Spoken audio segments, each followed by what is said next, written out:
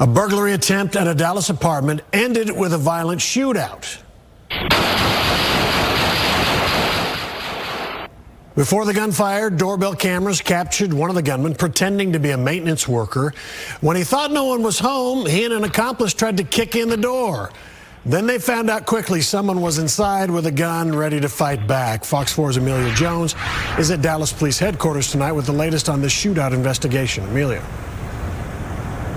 Steve, that man who fought back, his name is Ethan Rodriguez, and he told me today that in that moment he feared for his life.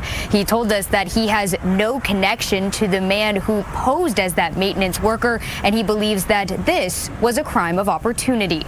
Saturday, August 19th, around 6 p.m. A man who claims to be a maintenance worker shows up outside an apartment door at a complex off of Gannon Lane in Oak Cliff. Oh, yes, they came to check your air filters. Ethan Rodriguez talks to the man through his doorbell camera. No one came to check the air apartment. No. Yeah, we're checking the air filters. Rodriguez tells him no one is home and to come back another day. Oh, much appreciated. A few minutes later, the man comes back, this time with a friend, and they're armed. Little did they know, Rodriguez is home and had been on his phone talking to them through his doorbell camera. So I hurried up and checked the camera to see who was all at the door, and I saw him kicking the door with the firearm, and fearing for mine and my brother's life, I just let the gun go. I didn't know what to do. Save yourself some time and go ahead and get the weapon. Because you see how this guy him and his accomplice just tried to kick that door in. Go ahead and get your weapon because they had weapons. You never know, like when somebody's gonna come in, you never know what they're actually planning on doing. They could either rob and hurt you, or they can do everything. You know what I'm saying? So do yourself a favor and go ahead and get the gun.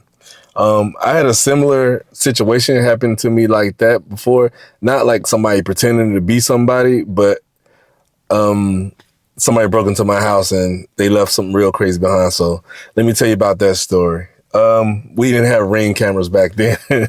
So I think it was around when I was like 10 or 11. I think I was either in middle school, I was at the end of elementary school. But anyway, one day I didn't go to school, right? And we stayed in a neighborhood that wasn't so good of a neighborhood. So things like robberies and killings and stuff like that was, kind of normal. You know what I'm saying? So that being said, my dad had a gun. Probably everybody in the neighborhood probably had a gun around that time. I think it was around, I want to say it was around in the 90s. So yeah, anyway, I didn't go to school one day, either because I was sick or I don't know, I didn't go to school. But we stayed in an apartment that was 2 stories, right? And our back door was facing a wood line. It had a wood line in the back. And everybody who stayed in that section of the complex, their back door and their balcony was facing the wood line. I don't know how you're supposed to get a good view from that, but yeah, everybody who stayed on that row, their back door was facing the wood line. So anyway, that morning I get up. I didn't go to school, but us staying in that neighborhood made me get up and like put everything on. Like I got dressed like I was going to school, like put everything I was gonna have on going to school, like the shirt, the pants, and the shoes, right? Got up, used the bathroom, brushed my teeth and everything, got ready like I was about to leave the house, but I ended up not going to school, right? So after I did everything upstairs, I went downstairs and went straight to the back of the house. Like when you go down our apartment, you can go down the stairs and then you go down to the left, and the hallway leads you to the back of the apartment where the living room is, the kitchen, the utility room we used to call it, and wash and dryer and everything was back there. But it was all facing the wood line, so you really couldn't see that from the road. So when I went downstairs, I started checking all that stuff. Like I opened the blinds to the patio so I can kind of like get some light in there and to see if anybody was on the back porch or the back balcony. from a glance, I could see if I was in the living room, I could just peep around the corner and see if anybody was on the patio if I had those blinds open. So I opened those blinds, and it was like a little window next to the actual door that led to the balcony, like the back door. It was like a little window right there. I opened those little blinds too, just so I can see if anybody was close to that door.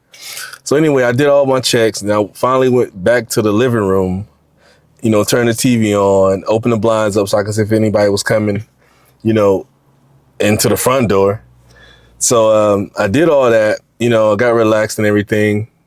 And I'm, you know, making me something to eat in the kitchen. So I went back to the back, eat my little food, went in the living room, start looking at TV or whatever.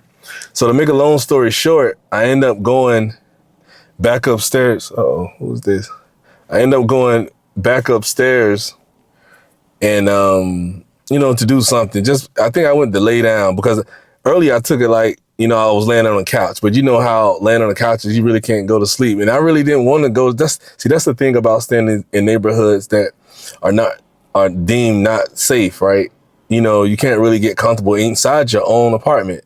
So I ended up sleeping down. I was sleeping downstairs on the couch for a minute, but then later on I was like, man, I want to just kind of go upstairs and get in my bed for a second. But mind you, I still got everything going. I went upstairs and kind of laid down, but I still had everything going, like my shoes and everything. That's how paranoid I was about staying home in this neighborhood. So anyway, I lay down with fully clothed, and you know, not too long after, you know, because I like to keep everything quiet in the house if I'm there by myself, so I can hear if anything is going on. So anyway, I heard, while I was laying down in my bed, I heard like voices downstairs, not downstairs, but out, you know, out my window on the balcony downstairs. So I'm like, oh man, damn. So I get up and I look out my window from upstairs. I can see straight down to the balcony because that's where my room was in the apartment. So I can see straight down to the balcony, and I see three heads down there. And I'm like, oh man. So mind you, I'm already dressed to leave the house. So I hear the voices, and then I'm looking down on them. I'm like, damn, what are they about to do? And all of a sudden, bam, the glass window. You remember that little window I told you that led to the back door that you could see if anybody was close to the door? That window bursted out. They had knocked that window out. So as soon as I heard that, I ran straight out the door. I mean, I ran downstairs, straight out the door. I ran right to my neighbor's house. And I was crying and everything. I was telling them somebody had broken into my house, and somebody was breaking into my house, and I think they ended up calling the cops or whatever. But that was a crazy experience, and I still remember it to this day. That's how traumatic it was. And the reason why it was traumatic in the way it was is because of what they left behind and what the potential they could have did to me. I probably could have ended up dead or hurt real bad, because after the cops or whoever came and they did the investigation, and then we ended up calling out mom and dad anyway. But after the cops and everybody came and did the investigation, when we went back into that house, in the kitchen, it was a big like survival knife. I call it a survival knife. It was a real big knife on it. It had a black handle. It had like a globe looking thing on the end where it had like a compass on the end that you can kind of see where you were going if you was holding the knife. It was like a real long. It was a long knife, and it was sharp. It had like, barbs on it or whatever you want to call it. But yeah, they left that on the counter. I'm like, what the hell? I'm like, it's a good thing I ran out that house, man. That's crazy. And then upstairs was all wild. They end up ransacking the house. Like, they ended up taking my dad's gun. They ended up just throwing everything everywhere in my mom and dad's room. But funny, they never touched me and my brother's room. It was a three-bedroom apartment. I had a room, my brother had a room, and my mom and dad had a room, all upstairs. My room and my brother's room wasn't touched at all. It was spotless. Like, we left it.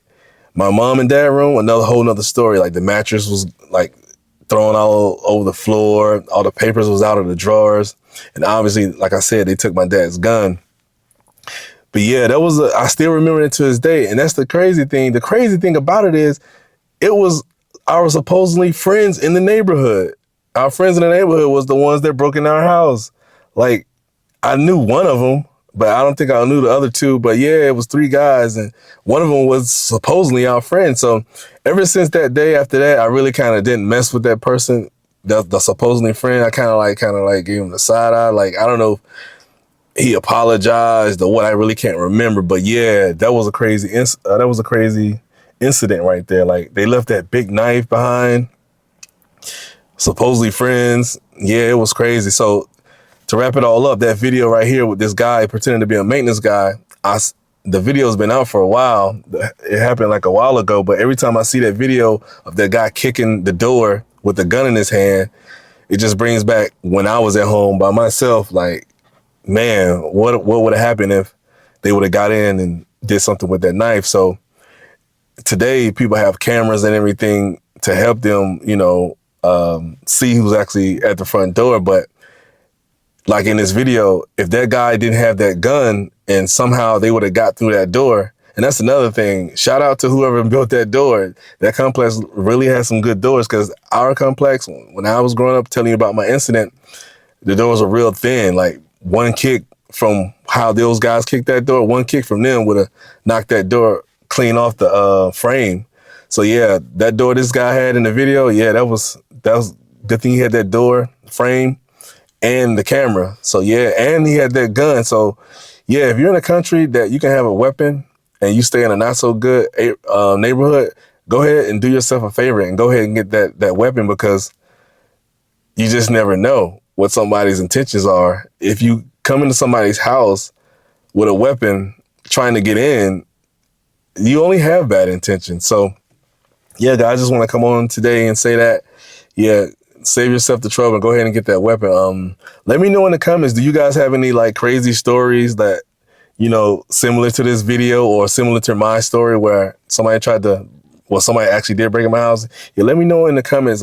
Share your stories. You might be able to, provide some insight or help somebody else. So guys, yeah, that's going to wrap it up for this video. And I'll catch you on the next one. I'm out.